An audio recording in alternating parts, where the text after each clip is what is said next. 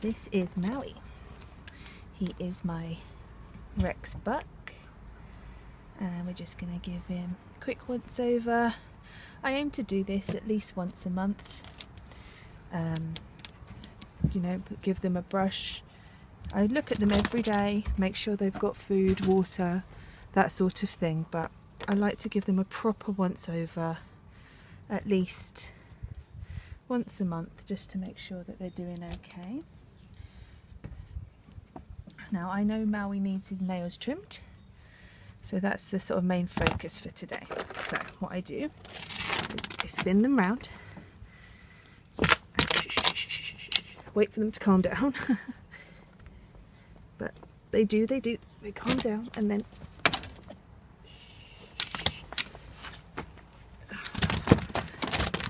Maui.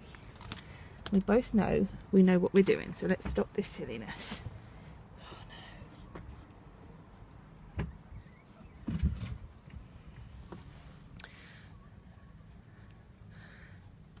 And this is exactly what I'm talking about, what I want to look for. Now this is hocks sores. I've never had a problem with them before, so I don't know why that's happened. So I'm going to trim his nails, and then we're going to treat this and give him, it's not like he hasn't got bedding. He's got lots of bedding, it's clean. So I don't know why this has happened, but let's trim his claws and at least get that bit sorted.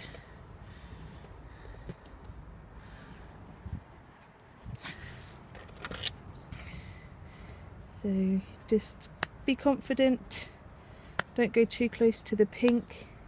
Obviously it's not quite as easy on dark coloured claws because you can't see where the quick is, which is the pink bit. And if you do go too close to the pink bit, they can bleed. That happens sometimes. Don't panic too much, just watch for any, make sure, I mean the bleeding stops so quickly, truly it does, but it's still not nice for anyone involved, because we don't like hurting our animals.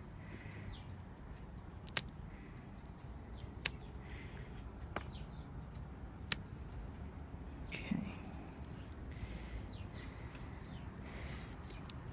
There we go. Right, I'll just go and get the spray to treat his feet. Now I've had these rabbits for a very long time. I don't know why this is suddenly happening with the sore hocks, but I'm not worried. I know how to help it, it's fine. Of course I'd rather he didn't have it at all, but these things do happen, and the best thing to do is just take care of them as best you can. I'll be right back.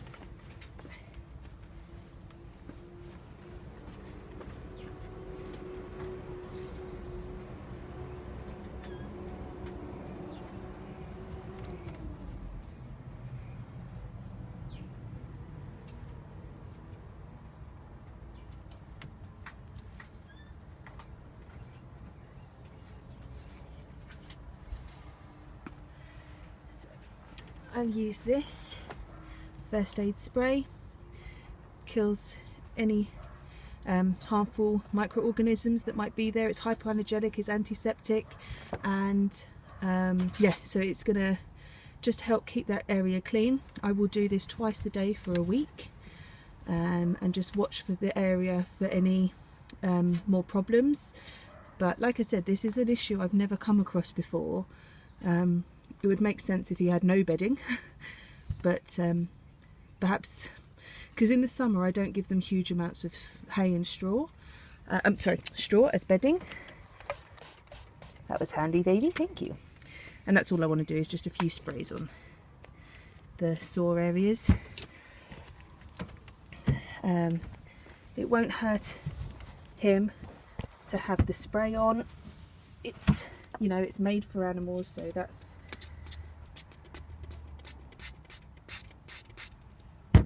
so that's fine. So yeah, I'll keep you updated on his progress, but he'll be fine. Just wish it wasn't happening. I hate it when my animals aren't completely right, and that's just what comes of caring for animals in any situation. You do end up feeling a bit sad when they're not 100%, but he's eating, he's drinking, he's healthy, and we will get him all cleared up. And you'll feel great again, won't you, Maui? Yeah, still my little huggy bug. Right, now we're going to have a look at Sparkle. So this is Sparkle. Sparkle is our most recent mummy. So her babies are now weaned. Oh, come here. This area is what we call the rabbitry, and so all of my girls and Maui were running free in this area at one point. Once Noodle is spayed, which is our cat, I can start letting the girls run around again, but I need somewhere to be able to keep Noodle locked away after the night before and for a little while after she's been spayed, so that I can keep a proper eye on her, keep her safe, and make sure her wound is healing nicely and she's not doing anything too crazy. Okay, let's check. Her feet are lovely, so we're just going to do her claws. They are very used to me doing this, it's just they're not big fans, which is fair enough. But you can see, I think you can see how dark her claws are, so I'm just quite careful with how much I trim off. It's quite funny really, one side's really dark, one side's white, so it's a lot easier. And you can use the lighter side to help you judge what length you want to trim to. But their claws do get can get very sharp, and whilst the sharp doesn't necessarily bother them, it could bother you when you're trying to handle them. Baby rabbit claws are the worst. They are like needles, really, really tiny pinprick needles. All right. It's okay. Let's try that again. It's just 2 more feet.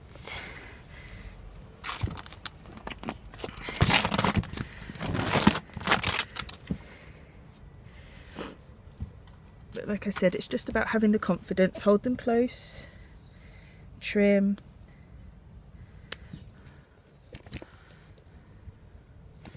And just don't you get stressed. You know what you need to do, just do it. And remember that it's for their own good as well. Because if they get too long, they can start having problems with it. And of course, we don't want that for our animals. There you go, darling. Oh. I'm absolutely covered in sparkly things. There we go. So that's the very basics of sort of what I do. Just give them a brush, see if there's any fur I can get off for them, because obviously they do lick themselves to groom themselves, and you don't want that happening. You don't want all of that in their tummy. But like I said, I don't do it as often as some people do, but it's just a good chance to have a good look over them all and make sure they're okay. And that's that.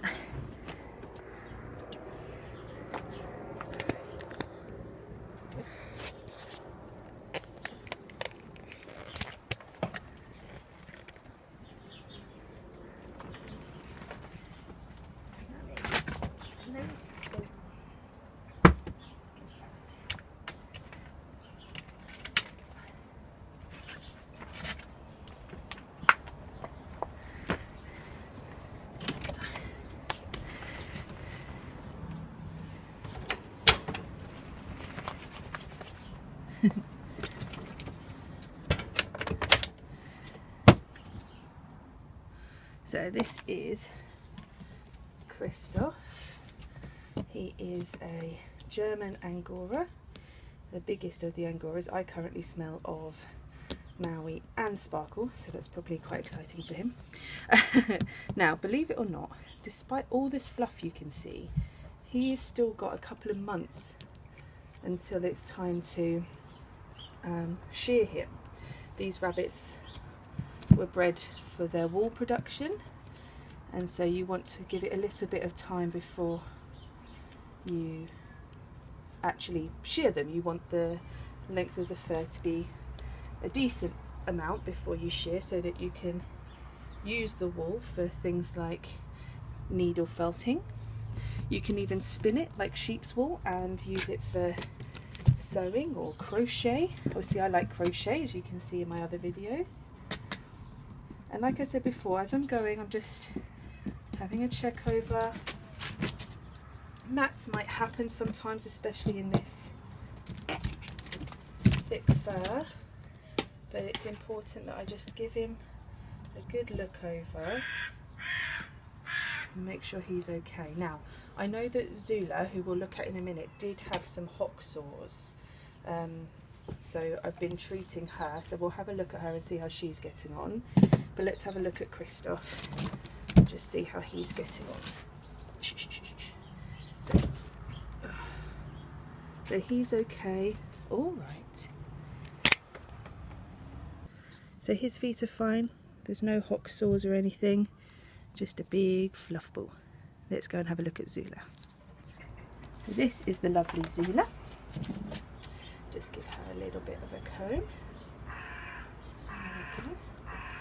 So like I say, they will get knotty, they will get things in their fluff because it is so thick at this point. I don't know how often I will shear. For example, in the summer I probably won't let it to get quite as long, because obviously their welfare is just as important. Just as in the winter, I wouldn't want to take all their fur and leave them with nothing to keep them warm. But her fur looks great. There's no matting. There's little bits of debris, but that's normal. And as you can see, it doesn't bother Zula half as much as it bothers Kristoff. Kristoff is a little bit younger. He's actually about half her age, so he's not as used to the attention as the lovely Zula is. Zula. That's it, good girl. Right, let's have a look at your feet whilst we have you here. Oh. So we've got a bit of a mess going on.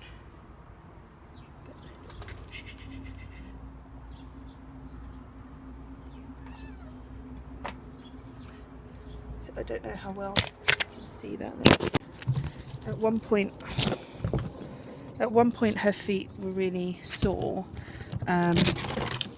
Not as bad as Maui's, funnily enough, but they are very big rabbits, so noodle in the way, so any sort of pressure on their feet is not good. So obviously her feet are dirty, but that's not a hutch thing, that's just her sitting in her litter tray.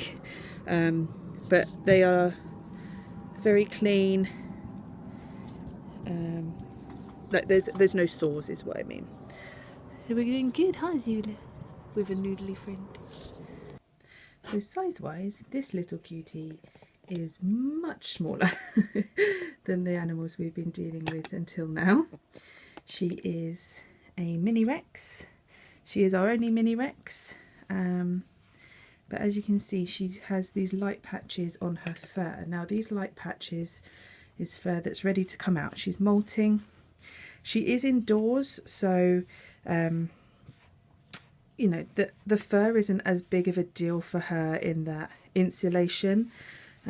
She's in our conservatory, which is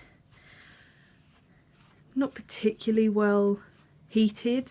You know, I don't leave the heating on all night or anything like that. So she does very well in here, always has. She's definitely away from the elements, which is a good thing. But she is our only indoor pet.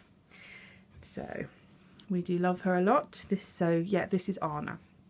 You would have seen her in a few videos if you've been with me for a little while. I call us mini farm because a lot of what we do is to raise our own food. We have the quail, the guinea pigs who basically eat anything we don't, veggies wise and plant wise, so that's good.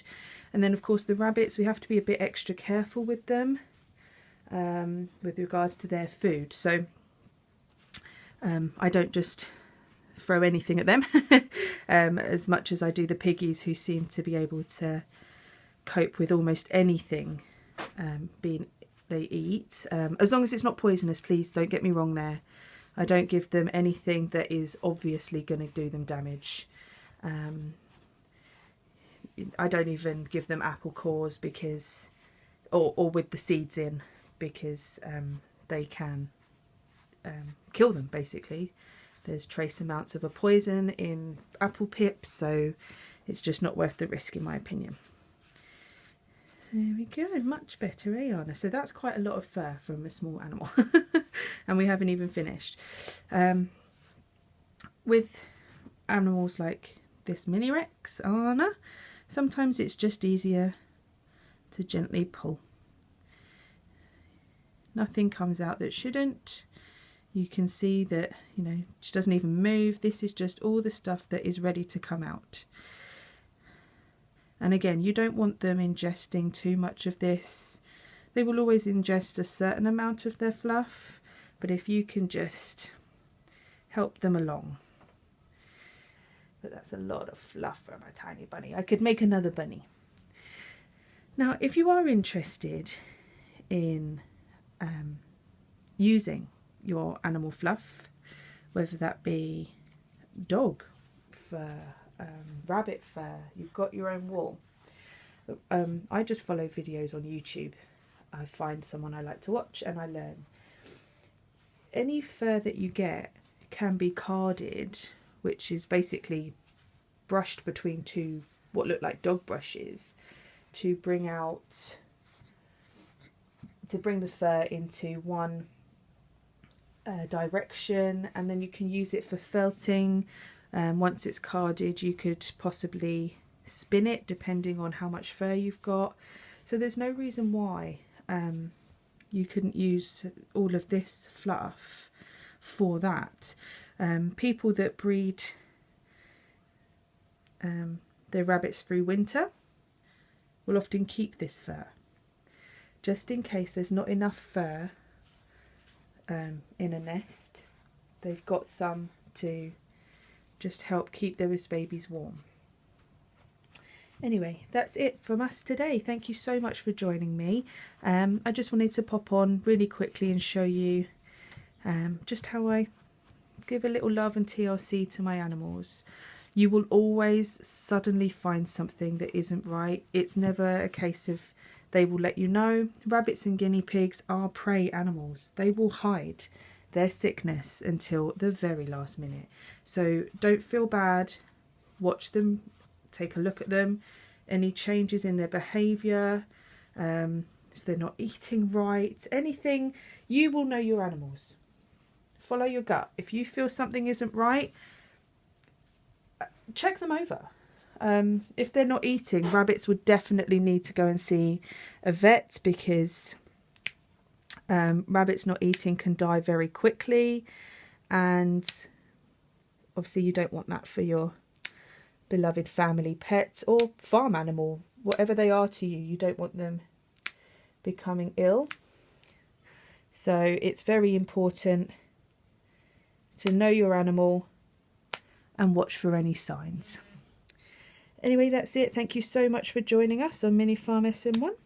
We'll see you again soon. Bye.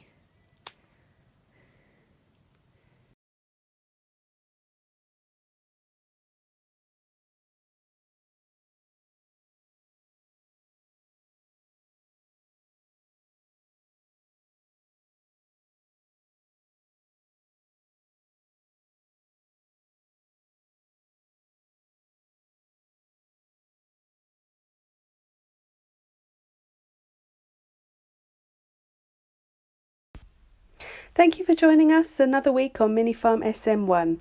Please like, share, subscribe if you'd like to see more of us, and we'll see you next time. Take care. Bye.